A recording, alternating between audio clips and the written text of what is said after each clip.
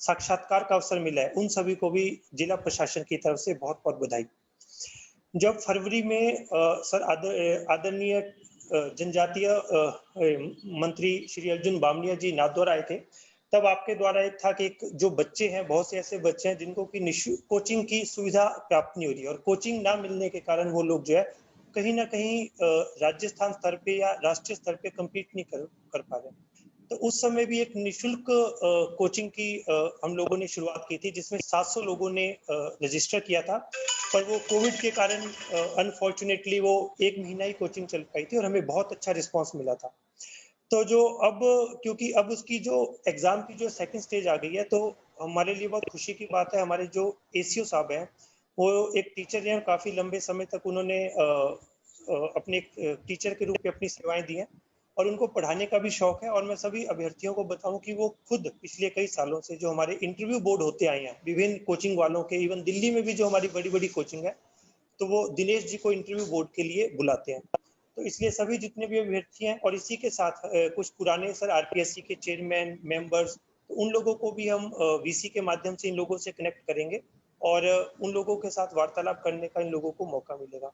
तो सभी अभ्यर्थी जितने भी हैं, तो सभी लोग जो आपकी अगले 15 दिन तक जो क्लासेस चलेंगी, उसका आप भरपूर फायदा उठाएं, और हम में से जितने भी लोग यहाँ पर हैं, उनमें आप कभी भी क्लास के बाद भी कोई बात करनी हो तो कभी भी बात करें।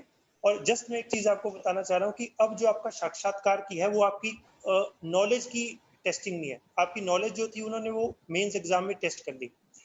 तो जो पर्सनैलिटी टेस्ट इसको कहते हैं, तो वो बेसिकली आपका पर्सनैलिटी टेस्ट करने के लिए। तो पर्सनैलिटी टेस्ट आदमी की कब होगी? जब वो कुछ बोले। तो जो इंटरव्यू बोर्ड है, बेसिकली वो आपसे कोई सवाल पूछता है, तो वो आपका ज्ञान चेक नहीं कर रहा है, आपकी नॉलेज चेक नहीं कर रहा है, क्योंकि आपकी बिना बोले पर्सनैलिटी चेक नहीं हो सकती। तो जस्ट वो आपसे 20-25 मिनट तक कोई ना कोई वार्तालाप करता है। तो इसलिए आपकी तैयारी कैसी भी हो, उससे फर्क नहीं पड़ता, आपका कॉन्फिडेंस क्या है और एटीट्यूड आपका लाइफ के प्रति क्या है। तो ये दो चीजें जो आपको सक्सेस और फेलियर डिफाइन करेंगी। तो पुनः हमारे एसीओ साहब का, जिन्होंने कि इस पूरी रूपरेखा करी, और लगभग 50 लोग जो हमारे साथ जुड़े हुए हैं, वो काफी दिनों से उनके टच में हैं। और भी लोगों की जैसे आज ही डूंगरपुर से कई लोगों की रिक्वेस्ट आई है कि हमारे स्टूडेंट भी साथ में जुड़ना चाहते हैं। तो उन सभी लोगों को भी वेलकम, क्योंकि अब ज़्यादा से ज़्यादा लोग, अब टेक्नोलॉजी का ज़माना है, तो कोई भी बैठा राजसमंद के बाहर बैठे हुए लोग भी जुड़ सकते हैं। तो सभी लोगों को बहुत बहुत बधाई, बेस्ट विशेस।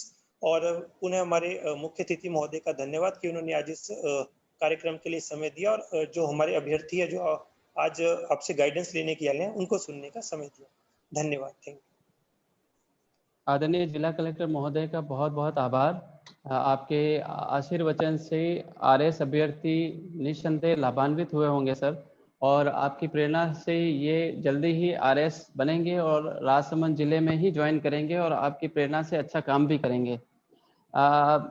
मैं आदरणीय सीपी जोशी सर, आपको अवगत कराना चाहूँ कि जब ये आरएस का कॉल लेटर जारी हुए थे, तब हमने इस पे एक रूपरेखा तैयार की थी, और आपसे आपके मार्गदर्शन में जब हमने इसको राजसमंद के लिए ओपन किया, तो आपने हमें प्रेरित किया कि इसे उदयपुर संभाग के लिए जारी किया जाए। तब हमने इसकी डेट बढ़ाई, और लगभग 10 दिन और समय देते हुए पूरे उदयपुर संभाग के अभ्यर्थियों के लिए इस योजना को खोल दिया। इसके चलते चित्तौड़गढ़ न केवल राजसमंद, बल्कि चित्तौड़गढ़, उदयपुर, डूंगरपुर, बांसवाड़ा, प्रतापगढ़, सभी जिलों से अभ्यर्थियों ने रजिस्ट्रेशन कराया। लगभग 50 से अधिक रजिस्ट्रेशन हमारे पास हो चुके हैं, और आज लगभग 40 अभ्यर्थी इस लाइव कॉन्फ्रेंस में जुड़े हुए हैं। सर, इसमें खुशी की बात यह है कि विधानसभा क्षेत्र नाथद्वारा और राजसमंद जिले से बहुत बड़ी संख्या में अभ्यर्थी हैं जिन्होंने आरएस मेंस पास किया है, और जिन्हें इंटरव्यू की गाइडेंस की आवश्यकता थी। कुछ कैंडिडेट्स जयपुर जा चुके थे, लेकिन बाद में इस योजना की लॉन्चिंग और इसकी खबर सुन के उन्होंने यहाँ पर प्रशासन पे, जिला प्रशासन पे, पूरी टीम पे विश्वास जताया, और वो लोग इससे जुड़े हुए हैं।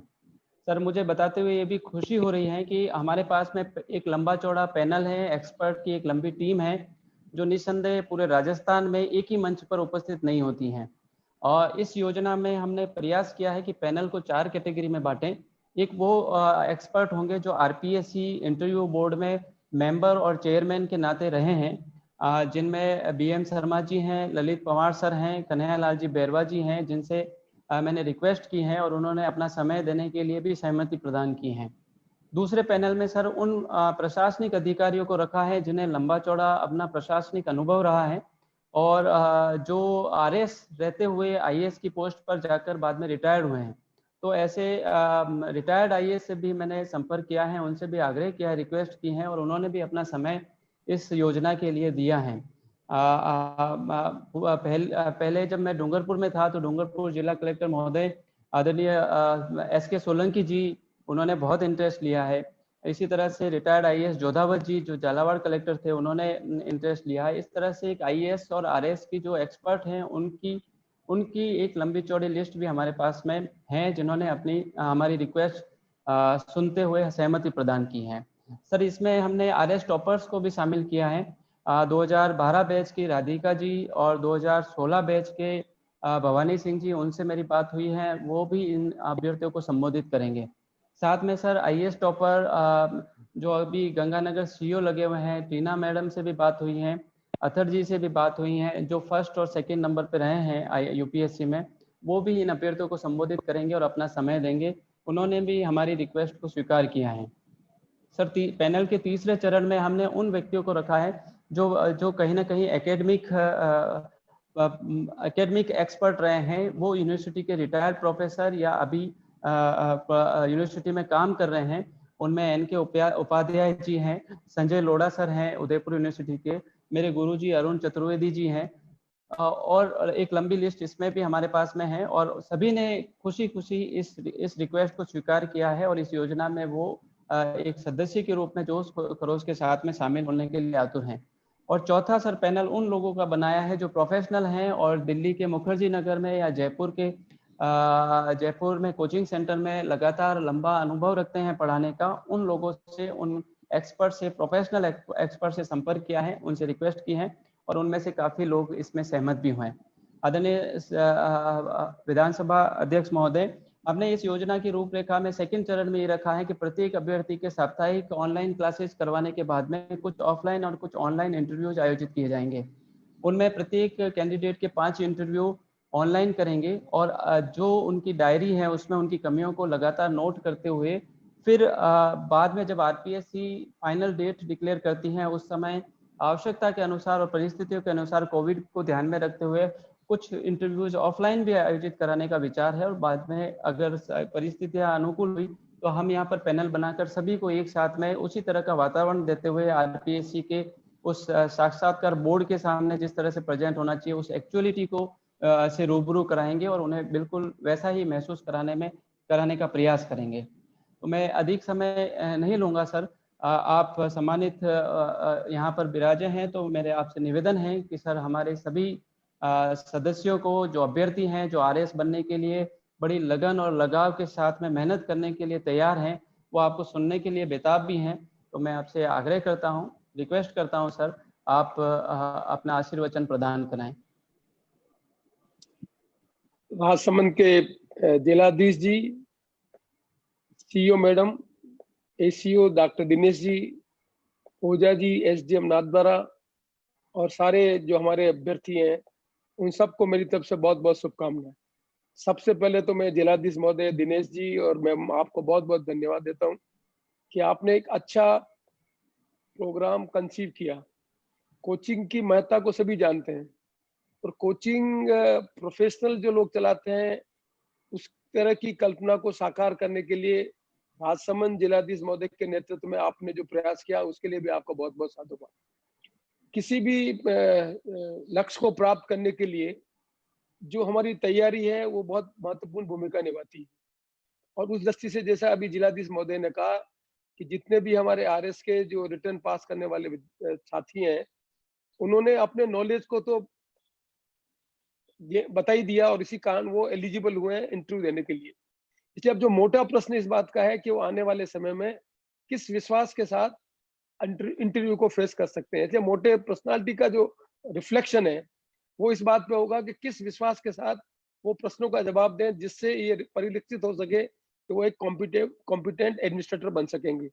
एडमिनिस्ट्रेटर बनने के लिए जहां रिटर्न परीक्षा की महत्ता है, उससे भी ज्यादा महत्ता इस बात की है कि इंटरव्यू बोर्ड को आप प्रभावित कर सके कि आप में एडमिनिस्ट्रेटर की वो सारे गुण हैं जिससे सफलतापूर्वक आप एक प्रशासक की भूमिका को निभा सकते हैं।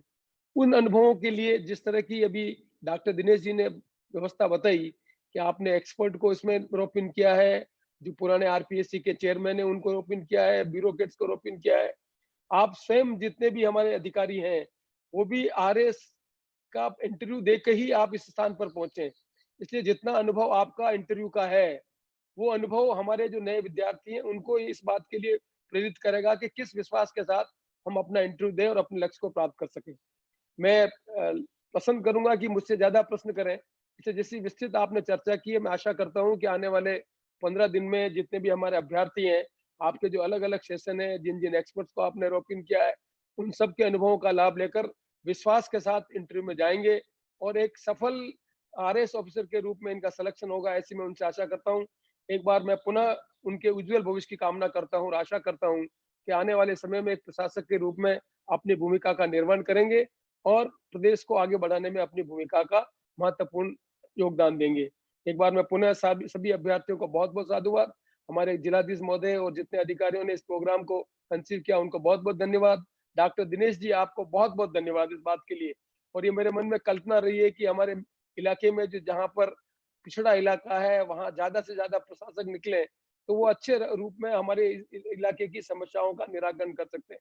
मैं आशा करता हूँ कि जितने अभ्यर्थी आज ऑनलाइन से इसमें जुड़े हैं वो ज्यादा से ज्यादा सफलता प्राप्त करेंगे और आने वाले समय में अब इस इलाके की जो समस्या है उनको प्रशासक के रूप में दूर करने का प्रयत्न करेंगे और हमारे प्रदेश को आगे बढ़ाने में मदद कर सकेंगे। एक बार मैं पुनः उनके उज्जवल भविष्य की कामना करता हूँ और कलेक्टर महोदय और आप सबको बहुत बहुत धन्यवाद देता हूँ कि आपने एक अच्छा कार्यक्रम आपने आयोजित किया और मुझे इसमें आपने भाग लेने का अवसर दिया।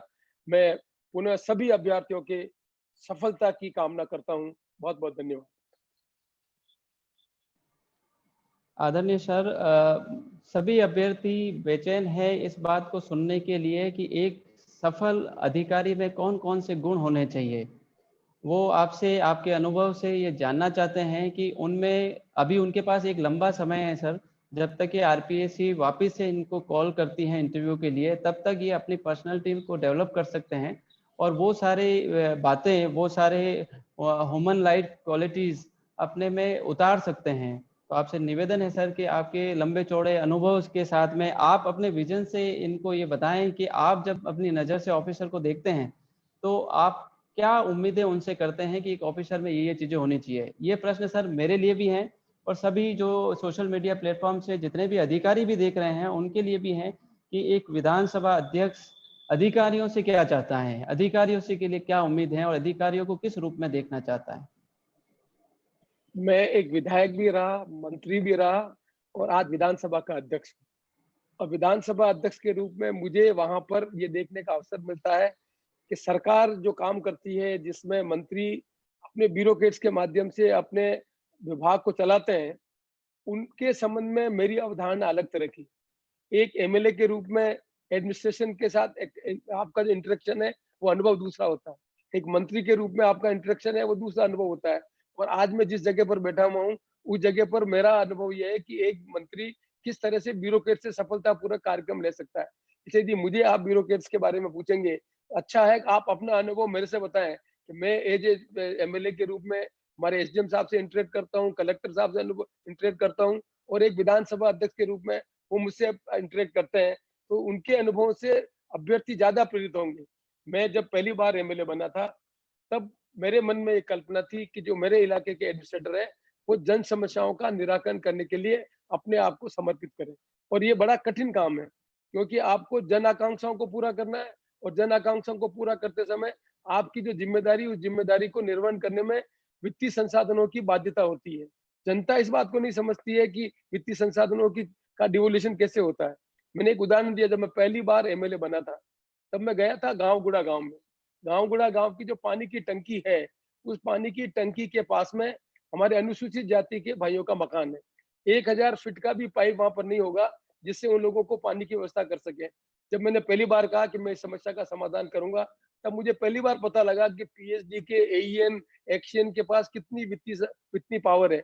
यदि उनके पास वित्तीय पावर है ही नहीं तो मैं किसी बीडीओ को या आरएस ऑफिसर को या एसडीएम साहब को वहां ले जाकर इस समस्या का निदान करने की बात करूंगा तो मैं समस्या का निराकरण नहीं कर पाऊंगा जब तक मुझे ये जानकारी नहीं है कि मैं वित्तीय संसाधनों का किस तरह से अधिकारी से उपयोग लेकर उसका समाधान कर सकता हूँ।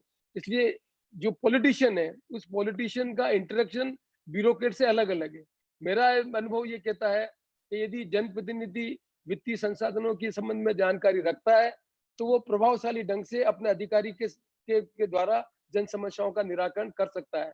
यदि ये वित्तीय संसाधनों की जानकारी नहीं है तो हम किसी भी एडमिनिस्ट्रेशन से कोई समस्या की अपेक्षा करें तो वो समस्या उसका समाधान नहीं हो सकता है। इसलिए लिमिटेशन ऑफ ब्यूरोक्रेट्स और लिमिटेशन ऑफ नॉलेज ऑफ जनप्रतिनिधि ये दोनों ही प्रभावशाली भूमिका निभाते हैं जिससे एक ब्यूरोक्रेट्स आने वाले समय में अपनी जो क्षमताओं का संवर्धन कर सकता है और एक सफलतापूर्वक आगे बढ़कर अपने करियर को आगे बढ़ा सकता है। मैं समझता हूँ कि मैं एससी से एमएलए बन गया आज 2028 के करीब 40 साल में जितने ब्यूरोक्रेट्स मेरे कांटेक्ट में आए हैं वही मूल्यांकन कर सकते हैं कि एक ब्यूरोक्रेट्स के रूप में किसी आरएस की मेरी अपेक्षा क्या थी और आरएस से जो पॉलिटिशियन से क्या अपेक्षा करता है।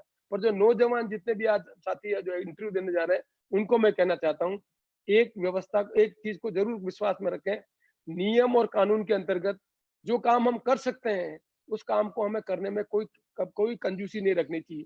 पर नियम और कानून के उल्लंघन करने की स्थिति आवे तो हमें वहां पर पोलाइटली फर्मली अपनी बात को अपने पॉलिटिशियंस के सामने कहनी चाहिए। और यही यदि एक हमने सीख लिया गुण कि हम अपने काम का निर्वहन नियम और कानून के अंतर्गत करेंगे और जो हमारे हाथ में है उन बात को हम त्वरित उसका निराकरण करेंगे और जो चीज नियम और कानून के अंतर्गत नहीं है उनको पोलाइटली हम अपना जो एडमिनिस्ट्रेटिव लिमिटेशन है उसके अंतर्गत उस समस्या का उनका ध्यान रखेंगे। तो मैं समझता हूं कि सफल ब्यूरोक्रेट्स के लिए उनकी भूमिका महत्वपूर्ण होगी।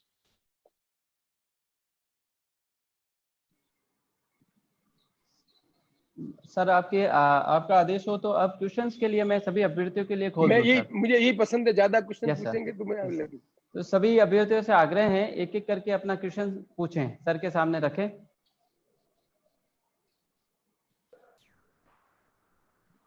सर मैं मनोज कुमार। जी बताएं। जी सर्वप्रथम माननीय विधानसभा अध्यक्ष महोदय एवं सभी को बहुत बहुत आभार एवं नमस्कार यह अविस्मरणीय अनुभव प्रदान करने के लिए और दिनेश सर का बहुत बहुत धन्यवाद जिनके माध्यम से प्लेटफॉर्म उपलब्ध कराया गया है। सर मेरे प्रश्न पंचायती राज संस्थाओं से संबंधित हैं। सर मेरा पहला प्रश्न है वर्तमान परिप्रेक्ष्य में उप सरपंच का पद सर की प्रासंगिकता क्या रह गई है? किसी भी संस्था में एक व्यवस्था होती है, यदि जब सरपंच किन्हीं कारणों से डिस्क्वालीफाई हो जाए या अनफोर्सीन कोई घटना हो जाए तो उस संस्था को चलाने के लिए कोई न कोई व्यक्ति होना चाहिए। उप सरपंच बनाने के पीछे ये उद्देश्य है कि यदि किसी समय में वैकेंसी क्रिएट हो जाए तो उसका काम संभालने के लिए हमें दूसरी व्यवस्था करने के लिए इंतजार नहीं करना पड़े और ऑटोमेटिक वो आदमी जो उप सरपंच है वो उस काम को निर्वहन कर सके। जी सर धन्यवाद। सर मेरा दूसरा प्रश्न ये है कि 73वें संविधान संशोधन अधिनियम 1993 के परिप्रेक्ष्य में महिलाओं की भूमिकाओं में तब से और अब तक सर क्या परिवर्तन आए हैं, जबकि आज भी सरपंच पति और प्रधान पति द्वारा ही सामान्यतः सारे कार्यों को संपादित किया जाता है, ऐसी खबरें हमें सुनने को मिलती हैं। ये बहुत पुरानी अवधारणा बता रहे हैं। कोई भी नवाचार करते हैं तो उसमें समस्या आती है। आज जिस तरह का हमारा सोशल स्ट्रक्चर है उसमें बहुत ज्यादा स्वतंत्रता महिलाओं को नहीं होती है। ये तो महिलाएं हिम्मत करके चुनाव लड़ रही है और चुनाव लड़के सरपंच और पंच बनने का जो उत्तरदायित्व निर्वहन कर रही है। इसलिए शुरू में ऐसा लगा था कि शायद वो अपना निर्णय खुद नहीं कर सकती है, लेकिन जैसे जैसे चुनाव होते जा रहे हैं वैसे वैसे ये अवधारणा खत्म होती जा रही है। आज हम बड़े विश्वास के साथ कह सकते हैं हमारी चुनी हुई वार्ड पंच सरपंच प्रधान और प्रमुख महिलाएं हैं, वो अपने भूमिका का बहुत अच्छे ढंग से निर्वहन कर रही है। धन्यवाद सर।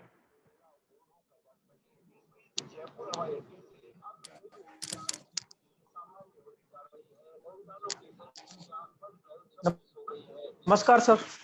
नमस्कार सर मेरा प्रश्न ये है कि राजस्थान में बड़े उद्योग धंधे आप पहले विनोद जी अपना परिचय दें। जी सर, मैं सर विनोद भट्ट उदयपुर से आरएस अभ्यर्थी। विजय भाव योजना की संपूर्ण टीम को मेरा नमस्कार।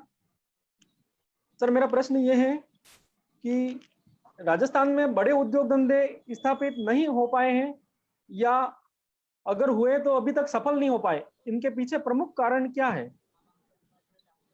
कोई भी उद्योग लगता है, उस उद्योग के लिए इंफ्रास्ट्रक्चर की जरूरत होती है, उस उद्योग के लिए रॉ मटेरियल अवेलेबिलिटी की जरूरत होती है। आप गुजरात की कल्पना राजस्थान से करें। गुजरात एक ऐसा प्रदेश है जो समुद्र से भी जुड़ा हुआ है, सरकार सड़कों से भी जुड़ा हुआ है, एयर कनेक्टिविटी भी बहुत ज्यादा उसके पास है।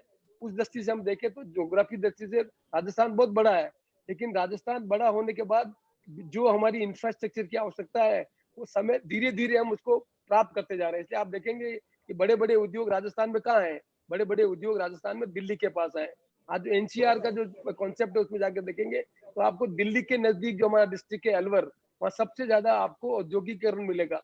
लेकिन आप उसकी कल्पना यदि आप डूंगरपुर बांसवाड़ा से करेंगे तो वो आपको कल्पना साकार नहीं लगेगी। लेकिन सरकार ने इनिशिएटिव लिया, आपने देखा है कि सरकार ने कोशिश की है कि आने वाले समय में रेल लाइन से हमारा जुड़े डूंगरपुर बांसवाड़ा। उसमें कुछ वित्तीय साधनों के कारण भी हम इसको पूरा नहीं कर सके, लेकिन राजस्थान सरकार का प्रयास है, भारत सरकार के प्रयास है। यदि इंफ्रास्ट्रक्चर में हम रेल को कनेक्ट कर देंगे इस डायरेक्शन में, तो आने वाले समय में आप देखेंगे कि एग्रीकल्चर बेस्ड बहुत बड़ा जो स्कोप है वो हमारे मेवाड़ में प्रारंभ होगा। और इसीलिए आपने देखा होगा कि अभी पिछले 10 साल में रोड सेक्टर में बहुत बड़ा परिवर्तन हुआ। आज रोड कनेक्टिविटी जितनी अच्छी मेवाड़ में है, आज से 15 साल 20 साल पहले नहीं है। तो जैसे जैसे इंफ्रास्ट्रक्चर डेवलप होगा वैसे वैसे बड़े उद्योग आएंगे।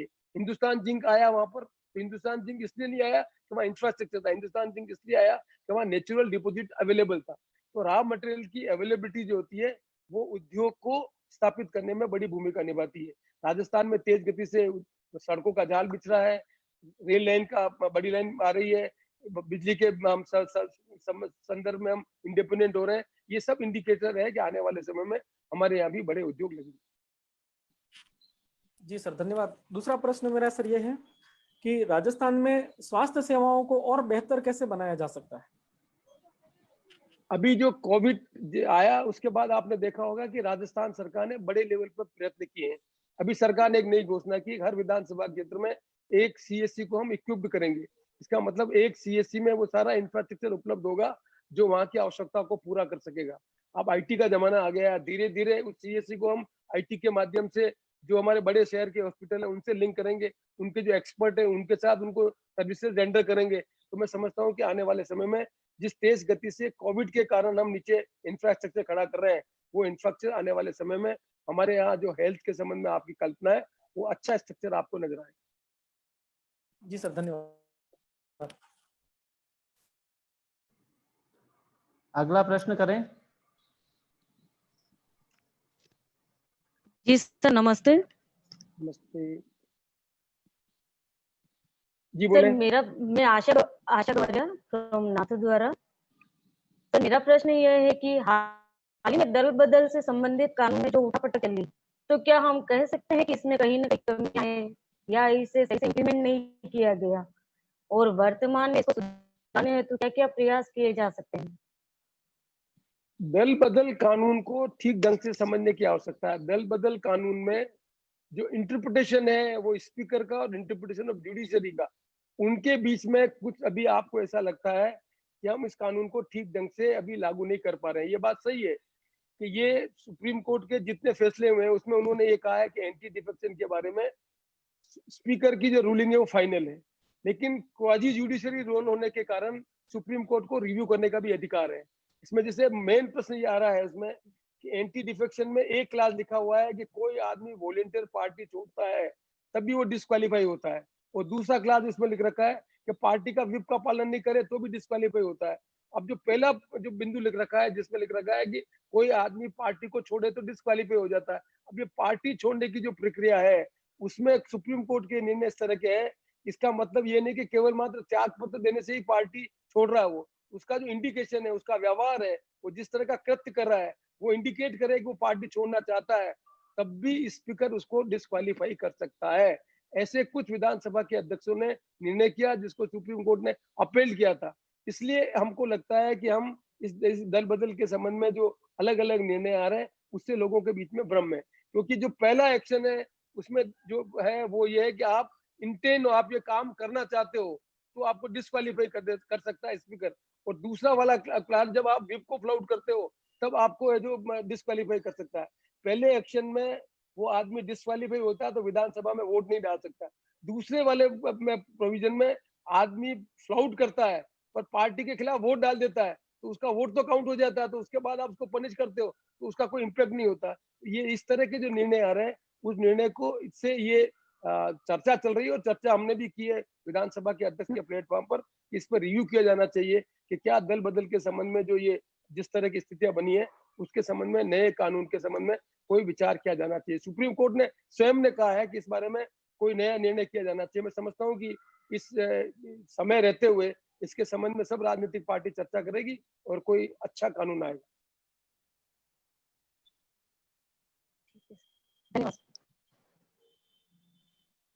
नमस्ते सर। नमस्ते।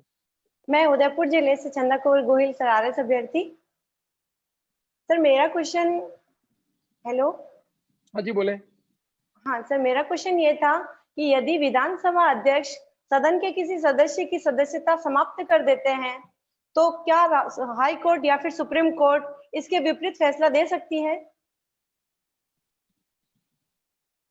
जो कानून की व्यवस्था है उस कानून की व्यवस्था के अंतर्गत क्वाजी जुडिशरी रोल होने के कारण कोर्ट उसको रिव्यू करने का अधिकार रखता है कि आपने जो निर्णय लिया उस निर्णय में आपने नेचुरल जस्टिस की पालना की या नहीं की। लेकिन ये सारे नियम और कानून की आपने पालना की तो उस पर रिव्यू नहीं किया जा सकता है। तो इस तरह के दोनों तरह के निर्णय है। एक तरह के निर्णय है कि जो कानून ये कहता है कि डिस्क्वालीफाई करने का पूरा अधिकार विधानसभा के अध्यक्ष को है, इसके खिलाफ कोई भी रूलिंग नहीं है। पर निर्णय लेने की प्रक्रिया के अंतर्गत यदि आपने कोई खामी रखी है तो क्वाजी जुडिशरी रोल होने के कारण कोर्ट उसको रिव्यू कर सकती है। थैंक यू सर, बहुत बहुत धन्यवाद।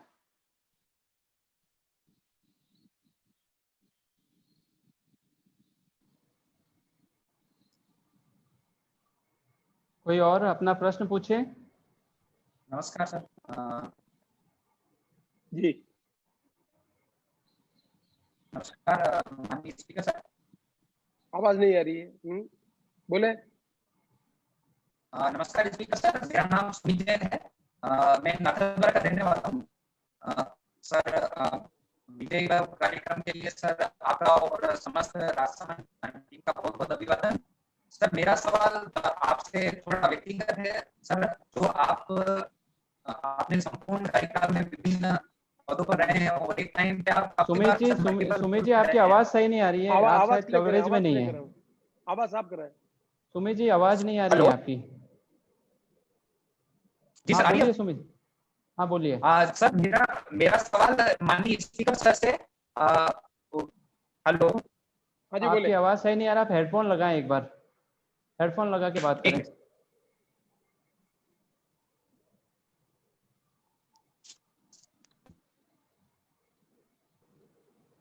सर मैं क्वेश्चन पूछ सकता हूँ? हाँ बिल्कुल पूछिए आप। विधानसभा अध्यक्ष, माननीय विधानसभा अध्यक्ष महोदय को मेरा प्रणाम, नमस्ते। जी जी सर, आप इतने अच्छे पदों पर रहे हैं, आपका इतना बड़ा अनुभव भी रहा है और हम आरएस अभ्यर्थी हैं। थोड़ा सा मेरा निवेदन ये है कि थोड़ा सा आप इस बारे में बताइए कि पॉलिटिकल प्रेशर वगैरह को आप किस तरह से बताएंगे, ये वास्तव में होता है या नहीं होता है, क्योंकि हमको तो अनुभव नहीं है इस पे, लेकिन वास्तविकता में कैसे है, या फिर ऐसी चीजें हैं तो फिर किस तरह से हैंडल किया जाए उसको और बेहतर तरीके से कैसे काम किया जाए जनप्रतिनिधियों के साथ में, और इस बारे में आप क्या सजेस्ट करना चाहेंगे सर? संसदीय लोकतंत्र में वोट के आधार पर सरकार बनती है। जन आकांक्षाओं को रिप्रेजेंट करने का काम जनप्रतिनिधि का होता है और जनप्रतिनिधि का काम करवाने का अधिकार ब्यूरोक्रेट्स के माध्यम से। रोल डिफाइन है। जनप्रतिनिधि पॉलिसी बना सकता था, एग्जीक्यूट करने का काम ब्यूरोक्रेसी का होता है। एज ए ब्यूरोक्रेट्स आप जब आरएस बनेंगे तो नियम और कानून के अंतर्गत आप काम करेंगे तो कोई तकलीफ नहीं होती है। और नियम और कानून के संबंध में जो राजनेता उसका ध्यान आकर्षित करेंगे तो राजनेता को भी इस बात को समझना पड़ेगा कि नियम और कानून के अंतर्गत ही ब्यूरोक्रेट अपना काम कर सकता है। तो जैसे जैसे आपको अनुभव मिलेगा वैसे वैसे आप इस बात में परिपक्व होते जाएंगे और अपने जो पॉलिटिकल मास्टर है उसके साथ आपका इफेक्टिव इंटरेक्शन हो पाएगा। इनिशियली हमको ऐसा लगता है, लेकिन डेमोक्रेसी में चेक एंड बैलेंस है। डेमोक्रेसी में ये अपेक्षा की जाती है कि जनप्रतिनिधि अपनी समस्या का समाधान करने के लिए अपना जो पॉलिटिकल मास्टर है चाहे जिससे मेरे को आज मैं किसी क्षेत्र का विधायक हूँ और सड़क बनाने का काम मुझे करना है, तो सड़क बनाने का काम मेरा एसडीएम साहब नहीं कर सकते।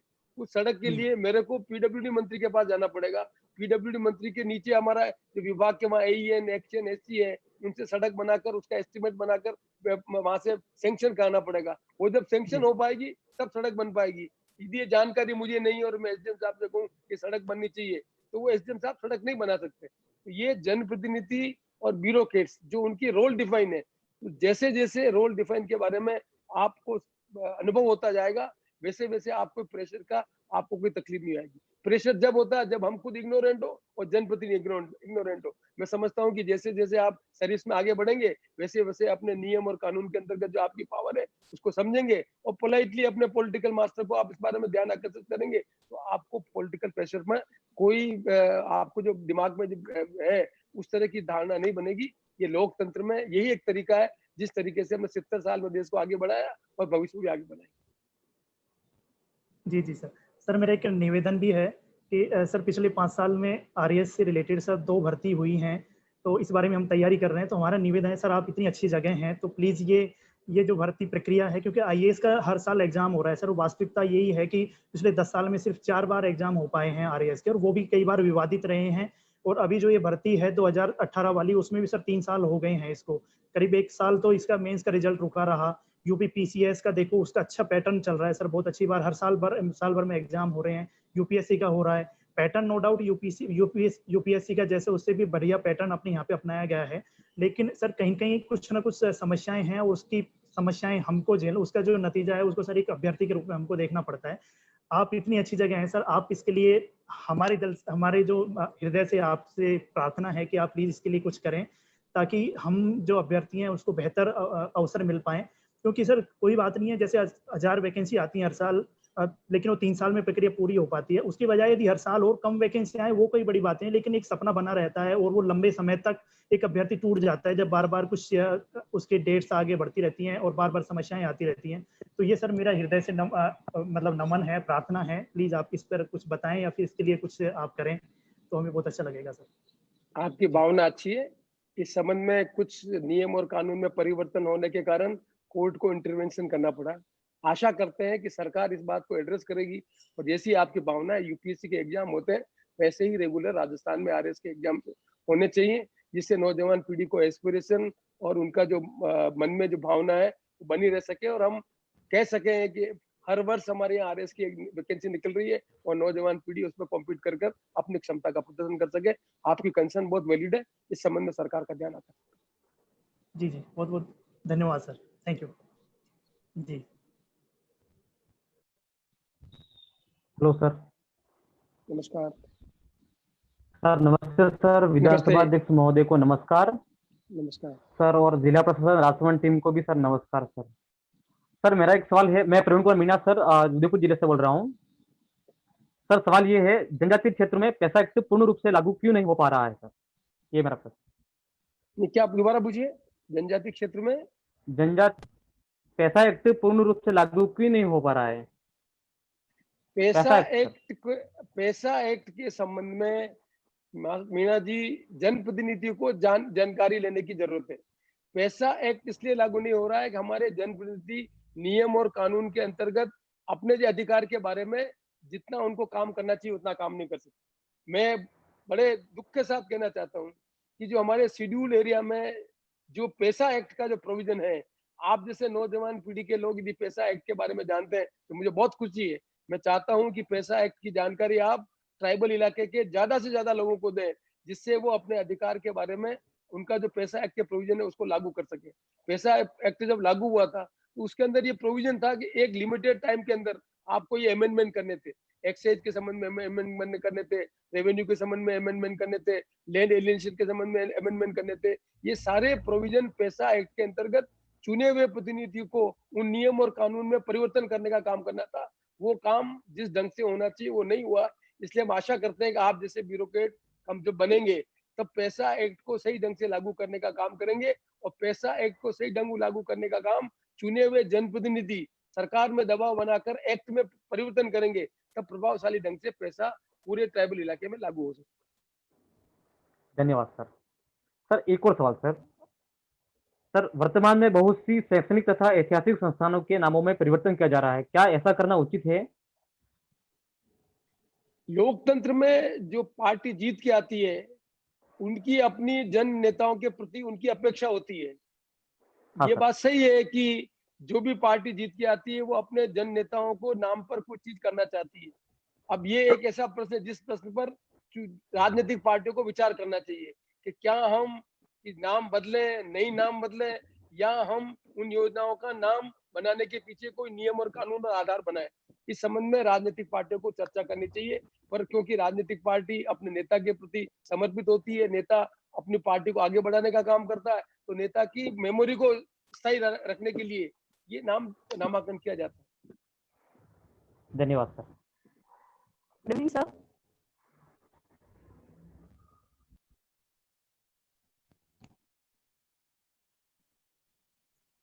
बोलिए, आपकी आवाज आ रही है, बोलिए। Good evening sir. Good evening. Good evening speaker sir and good evening all of you. Sir मैं सुरभि जैन नाथद्वारा से। सर मेरा क्वेश्चन आपसे ये है कि सर आप छात्र राजनीति में प्रेसिडेंट रहे, उसके बाद आप यूनिवर्सिटी में साइकोलॉजी के प्रोफेसर रहे, उसके बाद 1980 से सर आप निरंतर 5 बार विधायक और 1 बार MP बने।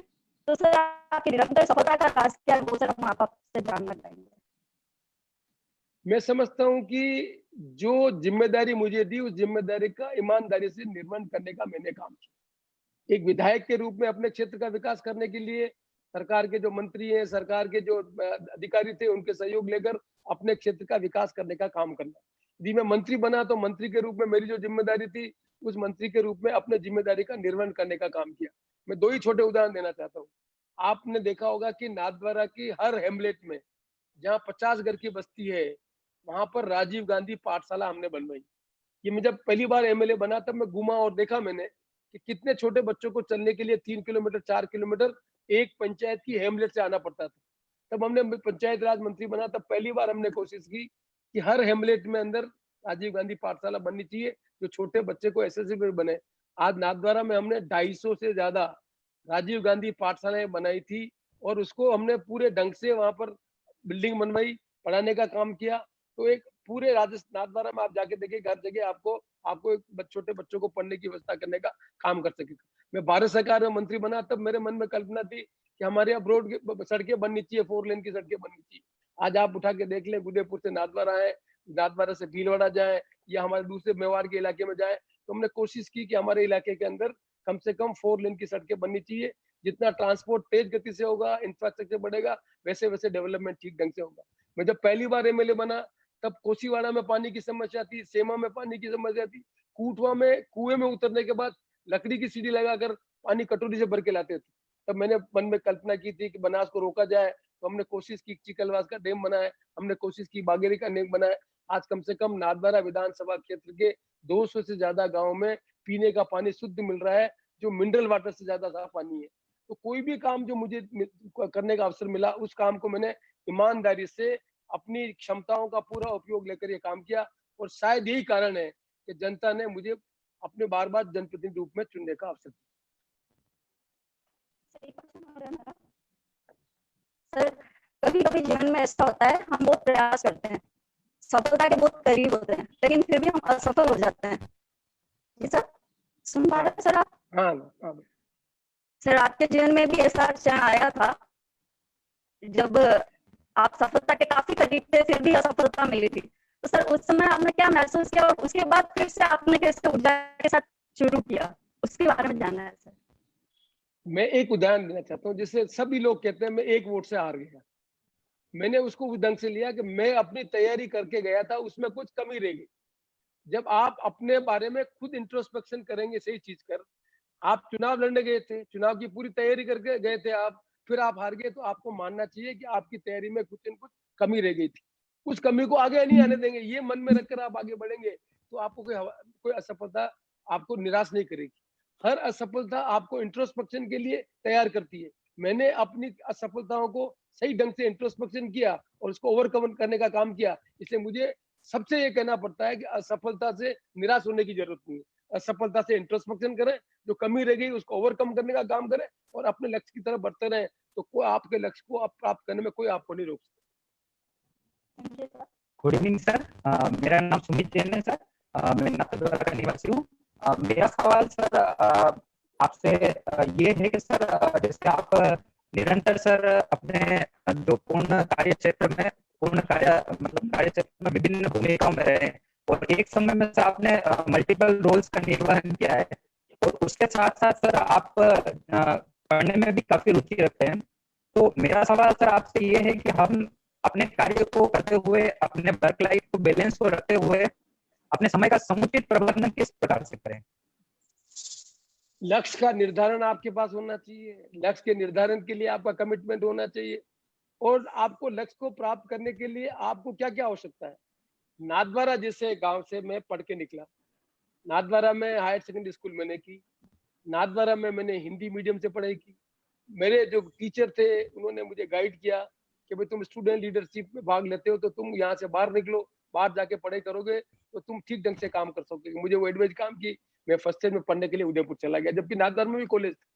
तो मैंने वो अवसर मिला बाहर जाकर चीजों को देखने के। जब आप माइग्रेट करते हैं, जब एक स्थान से दूसरी जगह जाते हैं तो आपको बिल्कुल उस वातावरण में सीखने का बहुत बड़ा मौका मिलता है।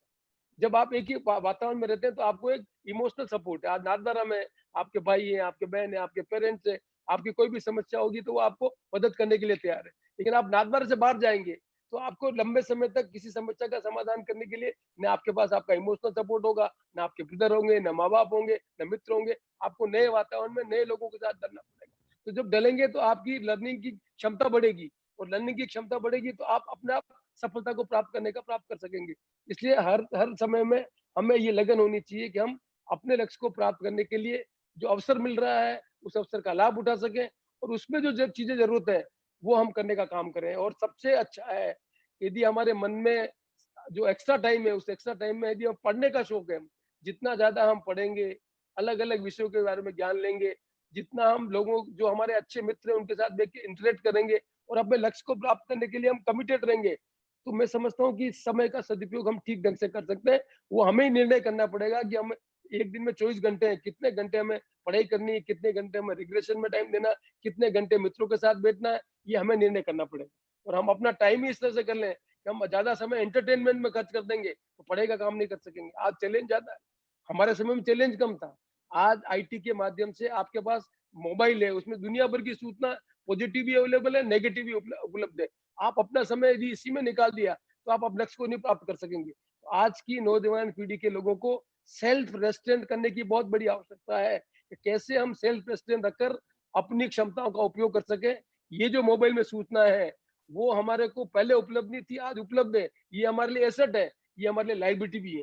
कैसे हम इसको एसेट को कन्वर्ट करके अपने लक्ष्य को प्राप्त करें, ये निर्णय हमको स्वयं को करना पड़ेगा। और मैं समझता हूँ कि आज की पीढ़ी के लोग ज्यादा जागरूक है, ज्यादा समझदार है और वो इस एसेट का लाभ लेकर आगे अपने लक्ष्य को प्राप्त करने में सफलता पाते। माननीय विधानसभा अध्यक्ष महोदय की गरिमा में उपस्थिति को सादर प्रणाम।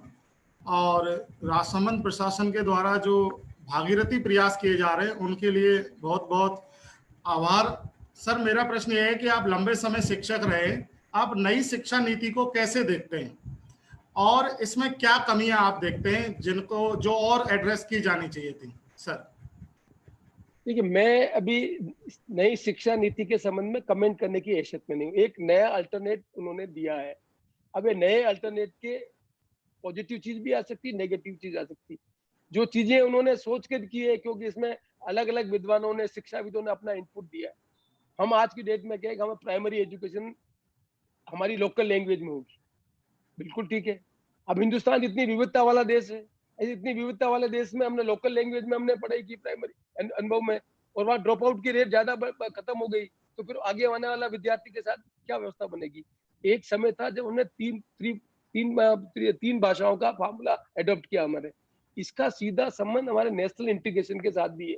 इसलिए आज बहुत जल्दी इसके बारे में कमेंट करना है, लेकिन कोई प्रयास करके हम अपने देश को आगे बढ़ाने का प्रयत्न करना चाहते हैं तो उसमें हरदम प्रश्न चिन्ह खड़े होंगे और लक्ष्य को प्राप्त करने का काम किया जा सकता है। मैं आशा करता हूं कि अभी इन्होंने अनफोल्ड किया है, लेट अस सी, और उसको नीचे लेवल पर ग्राउंड में कैसे कर सकते हैं, क्योंकि योजना बनाना एक पार्ट है, उसको लागू करना बहुत अलग बात है। आज जो टीचर रिक्रूट हुआ है, वो आदमी रिक्रूट हो गया 25 साल में, वो नौकरी करेगा 60 साल तक। अब आपने इंटरव्यू कर लिया, अभी वो जो आदमी 55 साल का है उसका कमिटमेंट कितना होगा, और एक नया भर्ती होगा उसका कमिटमेंट कितना होगा। तो ये सब चीजें सिस्टम इनर्शिया कर पाएगा कि नहीं कर पाएगा, इस इनर्शिया को ओवरकम करने के लिए हम क्या कर पाएंगे, ये चैलेंजेस हैं। इन चैलेंजेस को ओवरकम करेंगे तो मैं समझता हूँ कि आने वाले समय में हर देश की कल्पना होती है कि हमारे देश में हम तेज गति से शिक्षा के बच्चों को करें, उनकी क्षमता का उपयोग लें और देश के निर्माण में भागीदारी करें। तो मैं समझता हूँ कि ये प्रयत्न है, उस प्रयत्न में जो भी चैलेंजेस है आने वाले समय में, तभी हम उसके बारे में कुछ ठीक ढंग से राय व्यक्त कर सकेंगे। Too early to talk about this, but ठीक है कि एक प्रयत्न करने का इंटेंट है, एक आपकी नीयत है। वो नीयत इस बात को इंडिकेट करती है कि हम अपने देश के नौजवान पीढ़ी की क्षमताओं का उपयोग लेकर देश के निर्माण में भागीदारी करना चाहते हैं। सर मेरा एक प्रश्न और है कि ये साक्षात्कार बोर्ड की क्या कोई राजनीतिक विचारधारा हो सकती है? साक्षात्कार बोर्ड का मतलब क्या? जो आरपीएससी में जो साक्षात्कार लेते हैं, क्या वो किसी विशेष राजनीतिक विचारधारा से प्रभावित हो सकते हैं? संसदीय लोकतंत्र में अपॉइंटमेंट का, आप जुडिशरी का, सुप्रीम कोर्ट के जज कैसे अपॉइंट होते हैं, हाई कोर्ट के जज कैसे अपॉइंटमेंट होते हैं, वकील जो होते हैं उनमें से वकील की भी कोई पॉलिटिकल राय होती होगी, उन्हीं में से कोई हाई कोर्ट का जज बनता है, उसी में कोई सुप्रीम कोर्ट का जज बनता है।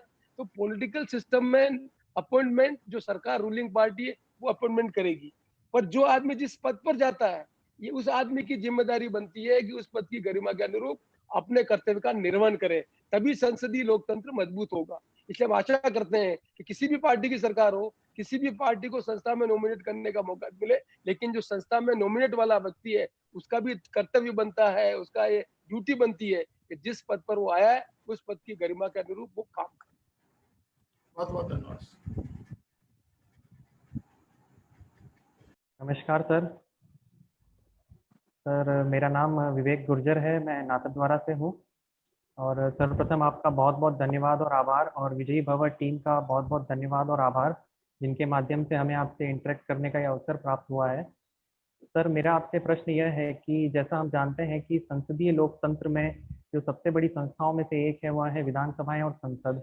इनका कार्य सिर्फ कानून बनाना नहीं है, बल्कि जनता के मुद्दों पर विचार विमर्श, डायलॉग, डिस्कस, डिबेट करना है, एग्जीक्यूटिव को कंट्रोल और उसे उत्तरदायी ठहराना भी है। पर पिछले कुछ दशकों में गवर्नेंस कॉम्प्लेक्स हुई है, कार्य बड़ा है, पर उसी अनुपात में जो बैठकें हैं, सिटिंग है सदनों की, वे कम हो गई है, चर्चाएं कम हो गई हैं और ऑर्डिनेंस रूट बढ़ता जा रहा है। तो इस संबंध में मैं आपकी राय जानना चाहता हूं सर कि इस प्रकार वर्तमान दशकों में घटती हुई बैठकों के लिए क्या कोई कठोर नियम बनाए जाने की आवश्यकता नहीं है? नियम बने हुए हैं, पार्लियामेंट आज भी उतने समय चलती है जब पहले चल रही थी। असेंबली में इनकी संख्या कम हो गई है और असेंबली में ये चर्चाएं चल रही कि हम किस तरह के नियम को बनाए जिससे ज्यादा से ज्यादा सिटिंग चले। लेकिन जहां तक ऑर्डिनेंस का सवाल है, हर ऑर्डिनेंस को विधानसभा में पास करना पड़ता है। ऑर्डिनेंस की लाइफ 6 मंथ ही होती है। ऑर्डिनेंस के यदि बिल के रूप में लाकर सदन में पास करना पड़ता है। ये बात अलग है, यदि संख्या कम दिनों में हाउस चलेगा तो वो ऑर्डिनेंस में जितना बिल के रूप में जितना डिबेट होनी चाहिए उतनी डिबेट नहीं होती है। पर आपकी कंसर्न बिल्कुल ठीक है, कॉम्प्लेक्स गवर्नेंस हो रही है, इश्यूज डिफरेंट आ रहे हैं, आईटी का इंटरवेंशन हो गया, तो नए सिरे से इस बारे में सोचने की आवश्यकता है। हम ज्यादा से ज्यादा विधानसभा की सिटिंग किस तरह से करें या लोगों को पार्टिसिपेट करने का एक तरीका निकालें जिससे ज्यादा से ज्यादा लोग संसदीय लोकतंत्र में अपनी समस्याओं को उठा सके और चुनी हुई सरकारें अकाउंटेबल होकर अपना काम कर सके। ये आपका कंसर्न ठीक है और हम समझते हैं कि हर राजनीतिक पार्टी को आने वाले समय में इसमें गंभीरता से सोचना पड़ेगा कि संसदीय लोकतंत्र को मजबूत रखना है तो फिर हमें संसद और विधानसभा में जन समस्याओं को उठाने के दिनों की संख्या भी बढ़ानी पड़ेगी। धन्यवाद सर।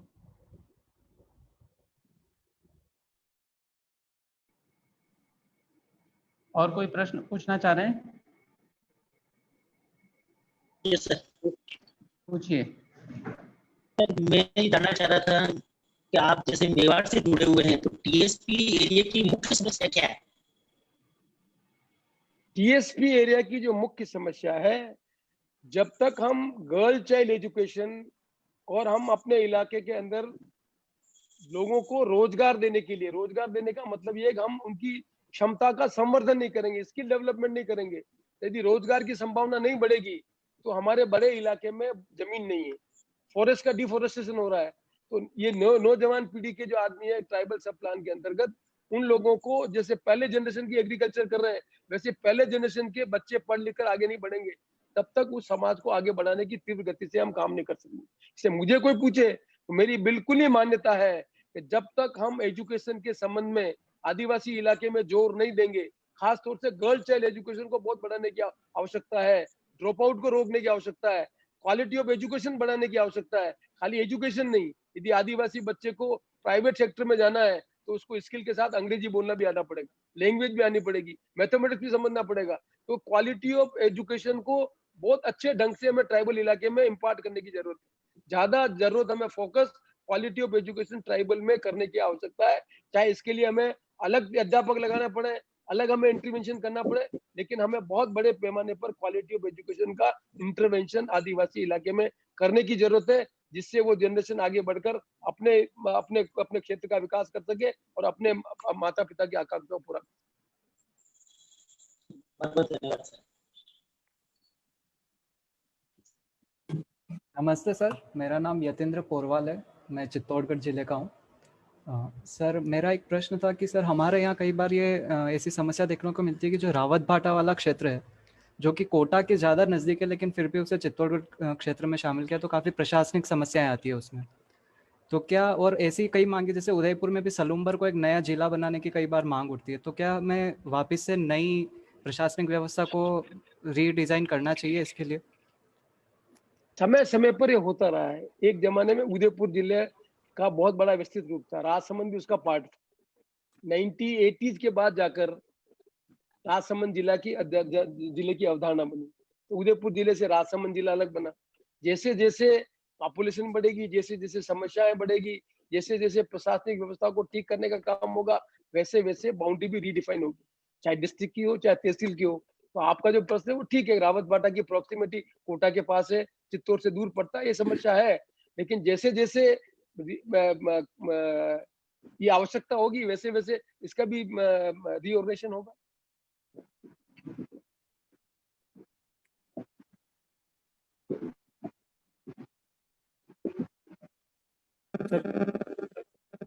सर नमस्कार सर, मैं चित्तौड़गढ़ जिले से मोतीराम जाट निवेदन कर रहा हूं। सर्वप्रथम मैं राजसमंद जिला प्रशासन के प्रति इस बेहतरीन मार्गदर्शन कार्यक्रम के लिए सर बहुत बहुत आभार प्रकट करता हूं। सर मेरा प्रश्न ये है कि अपने मेवाड़ क्षेत्र में और विशेष रूप से राजसमंद के आसपास अवैध खनन जैसे बजरी खनन आदि की समस्याएं बहुत ज्यादा है। इसमें सर प्रशासन पर भी कई बार हमले होते हैं, तो सरकार इसके लिए क्या सब्स्टिट्यूट निकाल रही है और सुप्रीम कोर्ट की रोक उस पर है तो उसको किस तरह से समायोजित किया जाए, ताकि, क्योंकि बजरी खनन तो हो ही रहा है और उसकी डिमांड है, तो इसको लेके सर राजस्थान सरकार की क्या योजना है? सरकार की तरफ से तो मैं बोल नहीं सकता, विधानसभा का अध्यक्ष हूँ। आपकी समस्या ठीक है, आपकी समस्या के बारे में जनप्रतिनिधि सरकार का ध्यान आकर्षित करेंगे। हम भी विधानसभा में इसको चर्चा कराकर इस समस्या का समाधान करने का प्रयत्न करेंगे। सर नमस्कार सर, थैंक यू। सर प्रणाम। सर मनीष राय बोल रहा हूँ, नगरपालिका देवर से बोल रहा हूँ। सर मेरा आवाज सर मनीष राय बोल रहा हूँ सर, राजसमंद जिले से। सर आपका बहुत धन्यवाद सर, आपने हमें इतना समय दिया।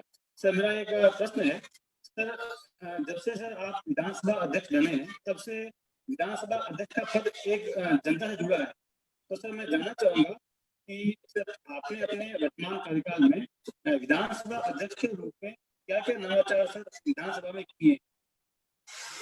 नवाचार विधानसभा में हमने, आपने देखा होगा कि हमारा एक कॉमनवेल्थ पार्लियामेंट एसोसिएशन है, उसका एक चैप्टर है। उस चैप्टर पे आपने देखा होगा कि पहली बार हमने भूतपूर्व राष्ट्रपति प्रणब मुखर्जी को बुलाया, हमने भूतपूर्व प्रधानमंत्री मनमोहन सिंह जी को बुलाया, अलग अलग पार्टी के नेताओं को बुलाया और हमने चर्चाएं की, जो चर्चाएं संसदीय लोकतंत्र को मजबूत करने के लिए आवश्यक है। और हमारे 200 विधायक हैं, पार्टी से ऊपर उठकर उन सब ने उस चर्चाओं में भाग लिया। तो हमें पूरी कोशिश कर रहे हैं कि किसी तरह से संसदीय लोकतंत्र के बारे में नौजवान पीढ़ी को मालूम हो। विधानसभा में एक हम म्यूजियम बनवा रहे हैं, डिजिटल म्यूजियम बना रहे हैं, जिससे नौजवान पीढ़ी को मालूम हो सके कि 1947 और 1947 के बाद आज जो राजस्थान बना है उसमें 1952 से चुनाव हो रहे हैं। अलग अलग मुख्यमंत्रियों ने किस तरह से बड़ी बड़ी योजना को बनाकर राजस्थान के स्वरूप को बनाने का प्रयत्न किया। क्या किसी ने कल्पना की थी कि राजस्थान कैनाल का पानी हिमालय का पानी राजस्थान कैनाल के माध्यम से राजस्थान में आ सकता है? ये फोर्स किया मोहनलाल सुखाड़िया जी ने, तब जाकर आज राजस्थान हिमालय का पानी जैसलमेर में आ रहा, बाड़मेर में आ रहा। किसी ने फोर्स की कि हम कोटा में बिजली बनाएंगे, आज के ग्रीन एनर्जी की बात कर रहे हैं, लेकिन न्यूक्लियर एनर्जी के संबंध में कल्पना करने का काम उस समय किया, आज कोटा में वहां पर है। क्या किसी ने कल्पना की कि माइका डैम बनेगा जहाँ हाइड्रो बिजली आ सकेगी? ये सब चीजें नौजवान पीढ़ी को समझने की आवश्यकता है कि राजस्थान का निर्माण करने की जो प्रक्रिया है वो किस तरह से हुई। मोहनलाल सुखाड़िया जी ने 18 साल तक राजस्थान का जो विकास किया, उस विकास में उनके संबंध में क्या कल्पना थी, भैरव सिंह जी शेखावत के मन में क्या कल्पना थी, वसुंधरा जी ने किस तरह से राजस्थान को आगे बढ़ाने का काम किया, अशोक गहलोत जी ने किस तरह से आगे बढ़ाने का काम किया, कैसे लैंड रिफॉर्म हुए, लैंड रिफॉर्म के माध्यम से कैसे राजस्थान में सीलिंग एक्ट लागू हुआ।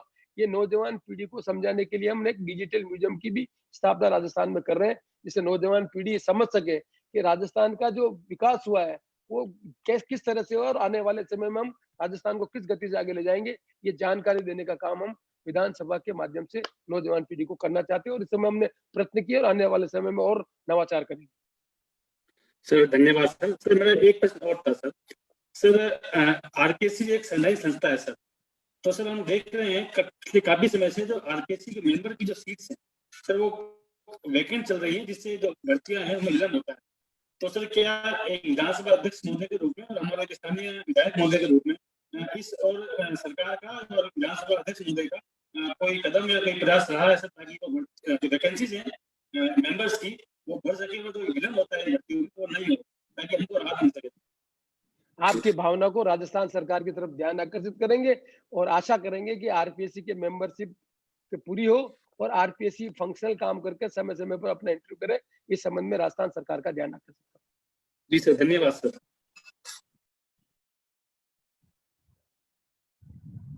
नमस्कार सर।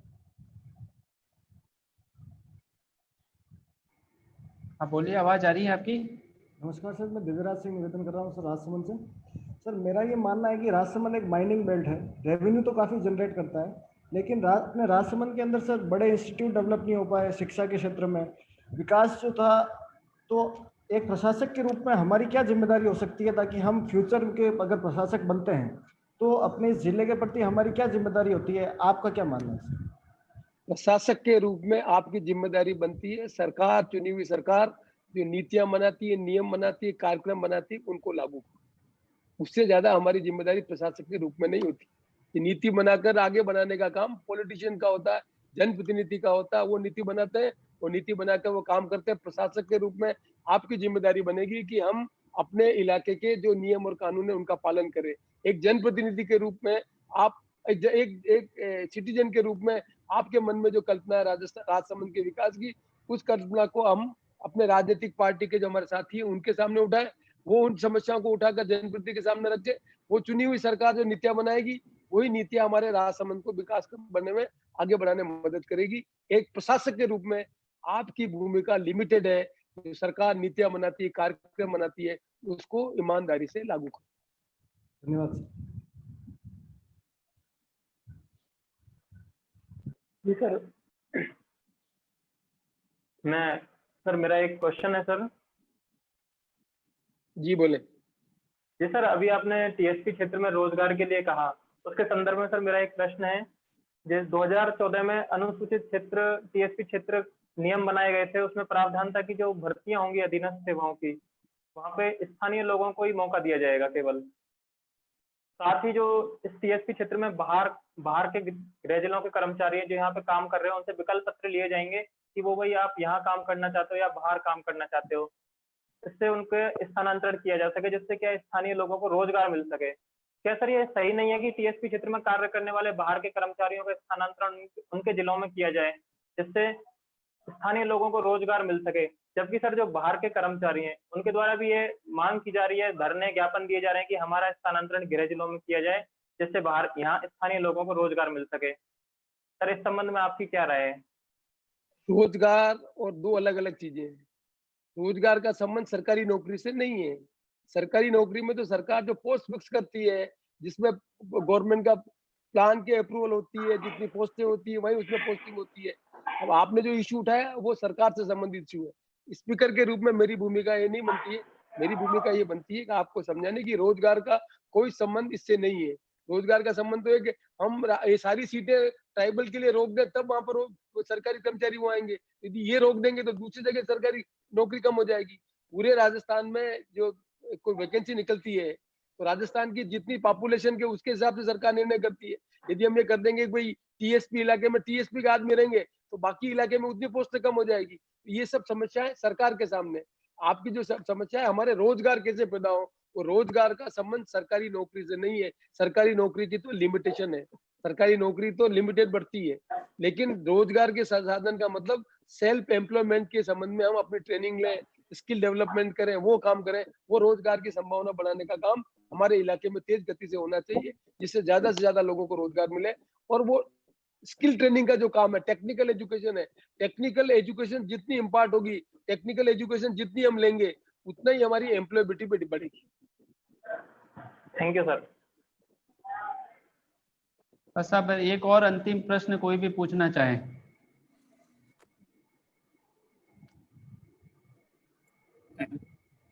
हेलो सर, मेरा एक और प्रश्न था सर निवेदन था सर कि विधानसभा में हम देखते हैं, कार्रवाई देखते हैं, तो विधायक महोदय के जो व्यवहार होते हैं उनको सर नियंत्रित करने के लिए सर आपका उपाय क्या?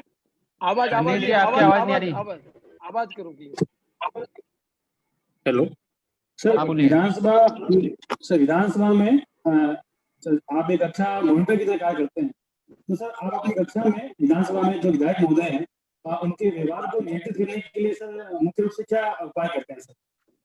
क्या विधायक के निवास पर सर विधायक महोदय के जो व्यवहार है उसको नियंत्रित करने के लिए आप किस तरह से सर क्या उपाय करते हैं? विधानसभा नियम और कानून के अंतर्गत चलती है और नियम और कानून का पालन कराने का काम हम हमारे जो पार्टी के जो हमारे अलग अलग पार्टी के नेता हैं उनसे चर्चा करते हैं, नियम और कानून का पालन करने की कोशिश करते हैं और वो नियम और कानून का उनका अनुसरण भी होता है। लेकिन डेमोक्रेसी में प्रोटेस्ट करने का भी अपना अधिकार है, इसलिए वो कुछ इश्यू पर विपक्ष अपनी प्रोटेस्ट करता है, पर वो प्रोटेस्ट नियम और कानून के अंतर्गत ही होता है। कभी कभी उसकी लिमिट क्रॉस कर जाती है, पर हम संसदीय लोकतंत्र में हर पार्टी का नेता अपनी लिमिटेशन जानता है कि हम कैसे विधानसभा के नियम कानून के अंतर्गत अपनी बात करें और प्रोटेस्ट करें। मैं समझता हूं कि इसी आधार पर हम सबके साथ लेकर राजस्थान विधानसभा के नियम और कानून का पालन करवा। जी सर, धन्यवाद सर।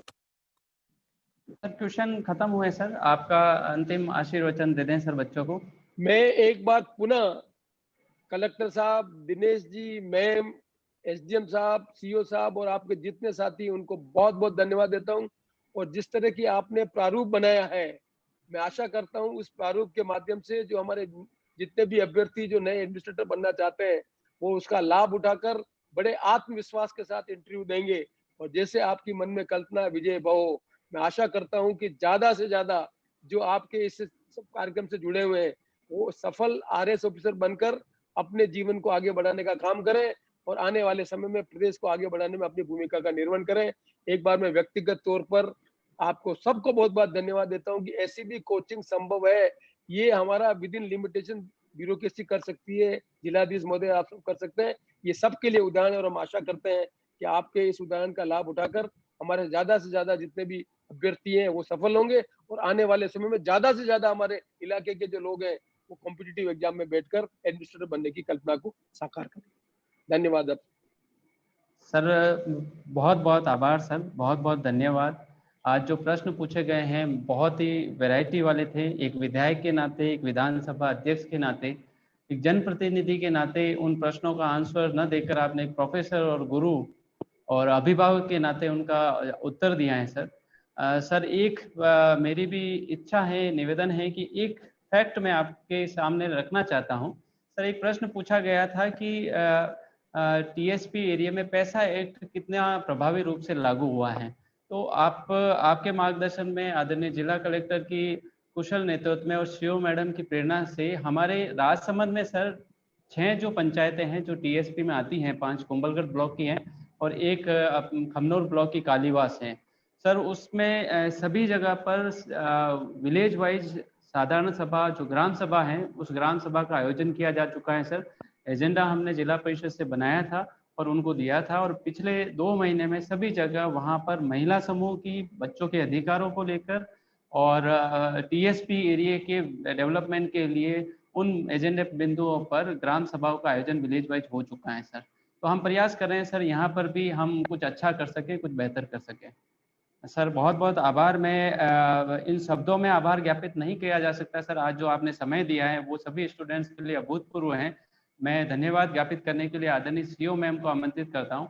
मैम प्लीज आप आएँ और धन्यवाद ज्ञापित करें। धन्यवाद दिनेश जी।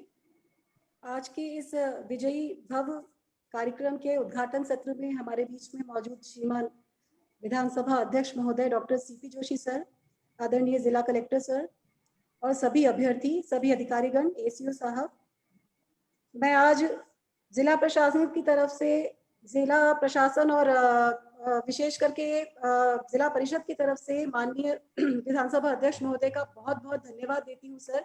आप एक सफल राजनीतिज्ञ तो रहे ही हैं सर और आप उसी के साथ साथ बहुत एक जाने माने शिक्षाविद भी रहे हैं सर।